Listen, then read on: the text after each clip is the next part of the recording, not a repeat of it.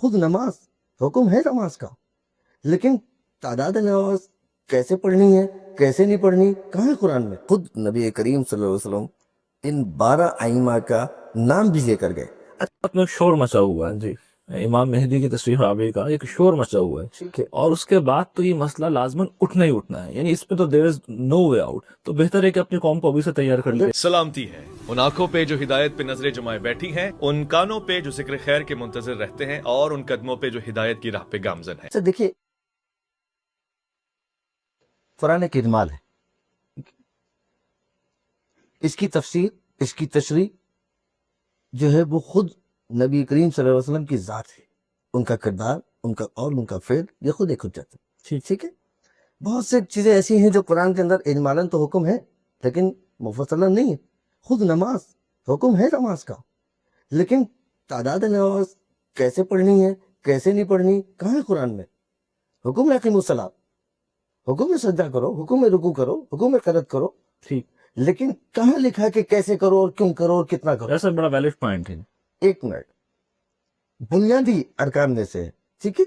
اسی طرح زکوٰۃ، زکوٰۃ کا حکم ہے، دو زکوٰۃ، نصاب زکوٰۃ کا کوئی عبادت بھی نہیں ہے بلکہ جی، ٹھیک کم ہے؟ و بیش کوئی عبادت تو نہیں۔ اس طرح سے اجمال نہیں ہے، اجمالاً حکم قرآن اجمال دیتا ہے۔ بہت سارے احکامات ایسے ہیں جس کی تشریح اور لیکن اس میں سوال یہ بتاتا ہے علامہ صاحب کہ یہ عبادات کا نہیں ایمانیات کا مسئلہ ہے، ایمانیات میں تو قرآن اجمال نہیں کرتا۔ نہیں دیکھیں، ہمارے یہاں ایک مسئلہ مثلا تقلید کا مسئلہ ہے، اس میں ہم بات واضح کہتے ہیں کہ اصول دین میں تقلید حرام ہے۔ ہم اصول دین میں قطعاً تقلید جائز نہیں سمجھتے۔ فروع دین کے اندر وہ 3 شرائط ہیں، یا تو خود مجتہد ہو یا احتیاط پر عمل کر سکے، اور اگر ان دونوں پہ نہیں کرتا تو اس پر تقلید لازم ہے۔ لیکن فروع دین میں یعنی احکامات کے اندر، فقہ کے اندر وغیرہ وغیرہ، اصول دین جو ہے ہمارے اور اہل سنت والجماعت کے نزدیک صرف چھوٹا سا ایک مسئلہ ہے کہ ہم اصول دین میں 5 چیزیں رکھتے ہیں: توحید، عدل، نبوت، امامت، قیامت۔ ٹھیک ہے، جبکہ ہمارے برادران کے ہیں توحید، نبوت، قیامت۔ ٹھیک، یہ بیسک بنیادی چیز ہے، لیکن اس میں کوئی بہت بڑا ایسا اختلاف نہیں ہے۔ یہ ایک علمی مباحث ہے کہ جس کو ہم بڑے آسان طریقے سے سمجھ بھی سکتے ہیں اور سمجھا بھی سکتے ہیں۔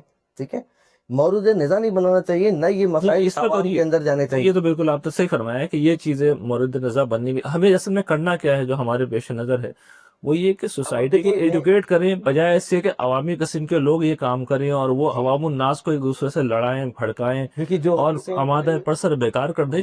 اچھے اہل علم علمی انداز میں ان معاملات کو گفتگو کریں اور یہ بتائیں کہ یہ اصل میں ایک خاص سطح کا مسئلہ ہے اور یہ اس میں کوئی لڑنے جھگڑنے کی بات نہیں ہے، اس میں کوئی یہ بنیادی بات ہے جو ایک حجت ہے۔ مثال کے طور پر بعض وہ روایات جو تواتر کے ساتھ نقل ہے، تمام کتابوں میں موجود ہیں، خود ہمارے برادران اہل سنت کے موجود ہیں، ہمارے یہاں موجود ہے، سائستہ کے اندر موجود ہے، ابن ماجہ میں موجود ہے، بہت ساری کتابوں کے اندر وہ احادیث کو جمع کر لیا جائے جو متفق علیہ ہے۔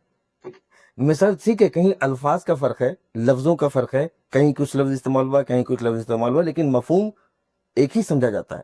اب سب سے زیادہ محکم مثلا حدیث کی کہ انی تارکم فیکم الثقلین کتاب اللہ و ایت اہل بیتی ما ان تمسکتم بہما لن تضلوا بعدی۔ ابن ماجہ کی رات ٹھیک ہے، بہت ساری جگہوں پر موجود ہے، اور 500 راوی اس حدیث کو نقل کرنے کے لیے موجود ہیں اور مختلف جگہ پر۔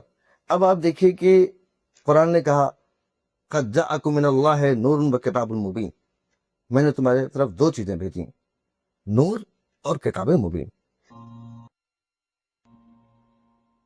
اس میں سب مسئلہ یہ کہ اس وقت بھی خالی ہے، کوئی بھی نہیں ہے، نہیں، امام مہدی علیہ السلام موجود ہے، براہ راست تو موجود نہیں ہے۔ نہیں براہ راست اگر ہو تو پھر مسئلہ ہی ختم ہو جائے گا، نہیں براہ راست بس تب پھر وہی آ جاتا ہے کہ آپ نے جو فرمایا تھا کہ اہل علم کو یہ حق حاصل ہے، اب اہل علم میں کون زیادہ علم ہے اس کا فیصلہ تو عوام ہی کریں گے، عوام جانتے ہیں، تو وہ بات پھر عوام پہ آ گئی لوٹ، تو عوام یہ جانتے ہیں کہ اہل عوام کون کیا ہے۔ شفا کریں گے اللہ دیکھیے تعالیٰ۔ مثال کے طور پر کیا اس ملک میں عوام نہیں جانتے کہ باکردار لوگ کون ہیں؟ اتنا یعنی ایسا نہیں کہ اتنا بھی شعور نہیں رکھتے لوگ۔ بات یہ ہے کہ یہاں سے خوف ہٹا دیا جائے، مسلط کرنا چیزیں ہٹا دی جائیں، لوگوں کے ذہن کے اوپر جو ہے نا وہ ایک حکمرانی جو کی گئی، استحصال کیا گیا، لوگوں کا معاشی استحصال کیا گیا، لوگوں کا علمی استحصال کیا گیا، لوگوں کا سیاسی استحصال کیا گیا، لوگوں کے ساتھ ظلم اور جبر کیا گیا، اور اس بنیاد کے اوپر آج بھی اس ملک کے اندر سارا نظام موجود ہے. تو آپ یہ سارے حالات جو ہے اس کی روشنی میں سر یہ بڑی اہم بات جاوید صاحب علامہ صاحب نے فرمائی. جو بنیادی مسئلہ سامنے آیا ہے کہ عوام جب تک جو ہے وہ جاہل رہیں گے، عوام جب تک اپنے مفادات کے اسیر رہیں گے، تعصبات کے اسیر رہیں گے، اپنی ان چیزوں سے اوپر نہیں اٹھیں گے، اس وقت تک معاملات میں بہتری نہیں آئے گی. تو عوام کے لیے میں چاہتا ہوں آخر میں کہ آپ دونوں حضرات فرمائیں کہ عوام کے لیے ہم کیا کریں، آپ لوگوں نے کیا پیغام دینا چاہیں گے کہ معاملات ہمارے بہتری کی سمت جا سکیں. یہ اس سے پہلے کہ آپ ختم کریں اس بات کو، 2-3 چیزوں کی میں وضاحت کر دوں. ہو سکتا ہے کہ وہ غلط فہمی کا باعث بن رہی ہوں. ایک تو یہ سمجھ لیجئے کہ جو کسی شخصیت کے بارے میں یہ ایمان رکھنا ہے کہ اس کی بات اللہ کی بات ہے، میں اس سے اختلاف نہیں کر سکتا، میرے نزدیک یہ ایمانیات کا مسئلہ ہے، اور ایمانیات کے مسائل میں قرآن نے کبھی اجمال سے کام نہیں لیا. ایک بات. دوسری چیز یہ ہے کہ عبادات کی نوعیت تو اچھی طرح سمجھ لیجئے. یہ تمام عبادات اصل میں دین ابراہیمی کی روایت میں ہمیشہ سے چلی آ رہی ہیں. زکوٰۃ بھی، نماز بھی، روزہ بھی، حج بھی. حج کی ابتدا رسالت میں آپ صلی اللہ علیہ وسلم سے نہیں ہوئی، نماز کی ابتدا حضور سے نہیں ہوئی. یہ جو فیصلہ ہے اگر یہ حضور نے کیا تو آپ سے اس کی ابتدا ہوئی ہے، اس وجہ سے اس کو تفصیل سے قرآن میں بیان ہونا چاہیے تھا. یہ تمام عبادات مسلمانوں کے اجماع سے منتقل ہوئی ہیں، پھر اس بات کو بھی ان کے اجماع سے منتقل ہونا چاہیے تھا.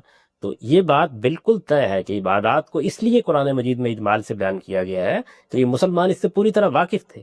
مسلمان آج بھی ان سے پوری طرح واقف ہے. ان کے بارے میں نہ اس وقت کوئی وہم تھا نہ اب کوئی وہم ہے. قرآن نازل ہوا تو اس نے نماز نہیں شروع کی، قرآن نازل ہوا تو اس نے روزہ نہیں شروع کیا. روزے کی آیات یہاں سے شروع ہوتی ہیں کہ ایمان والوں تم پر روزہ اسی طرح فرض کیا گیا جس طرح پہلی امتوں پر فرض کیا گیا. تو دین ابراہیمی کے روایت کے تحت لوگ نماز پڑھ رہے تھے، حج کر رہے تھے، روزہ رکھ رہے تھے. یہ سب معاملات تھے. ان میں جہاں جہاں تصحیح کی ضرورت تھی قرآن نے کی ہے، اس وجہ سے اجمال کا طریقہ اختیار کیا گیا. اس بات کے بعد بھی مسلمانوں کا اجماع ہوا.